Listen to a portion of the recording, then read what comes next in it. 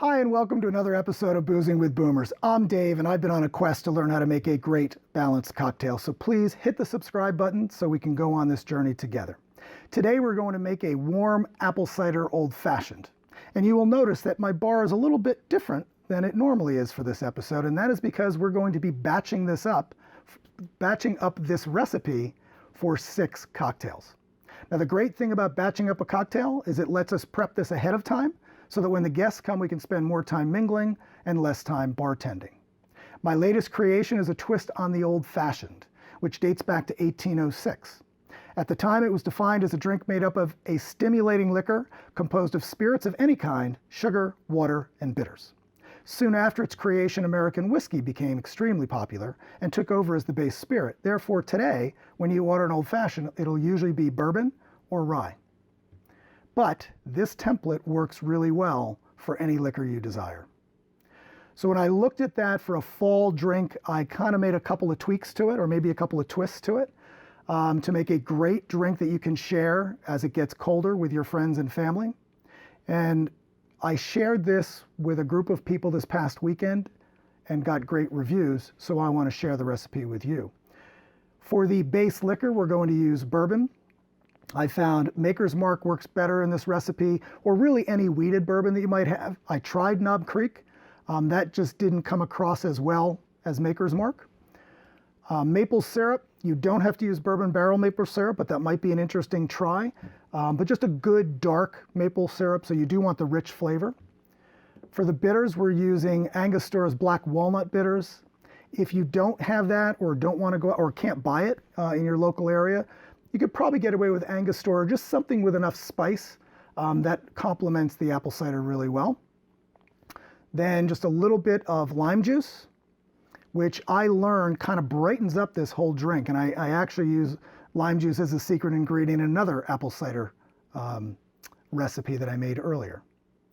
And the other reason I decided to batch this up, not only to save time at a party, which is a big deal, but also it allows us to go one more depth to add more cinnamon to the apple cider.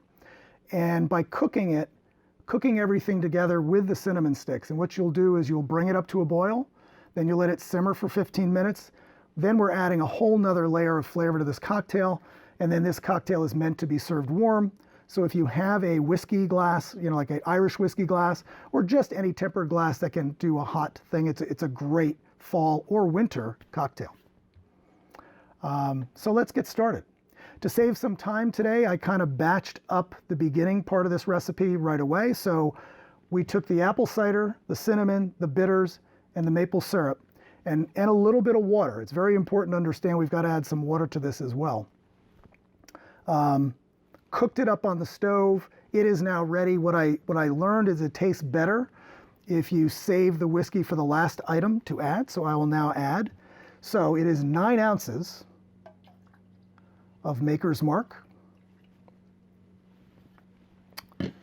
We're going to take 12 ounces of apple cider, 1 ounce of maple syrup, 1 ounce of fresh squeezed lime juice, and 24 dashes of the black walnut bitters.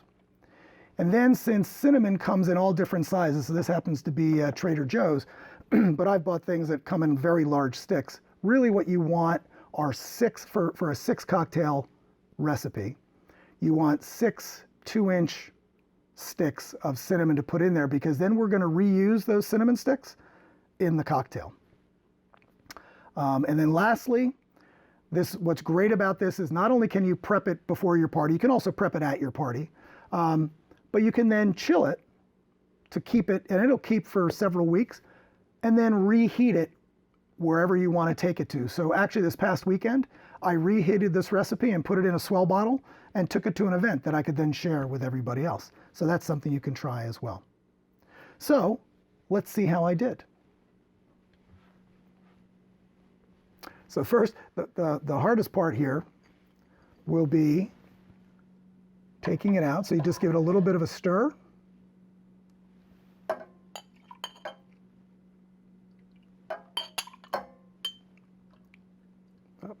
And then through that is grab a cinnamon stick. So I just grabbed a little cinnamon stick. Okay. So smells delicious. It is not overly alcoholic. As a matter of fact, the bourbon, you have to really search for it. What I liked about this cocktail, it was not bourbon forward. It was apple cider and cinnamon forward, but also you got to feel the layers of flavors in it and a nice warming feeling. So let's see how I did.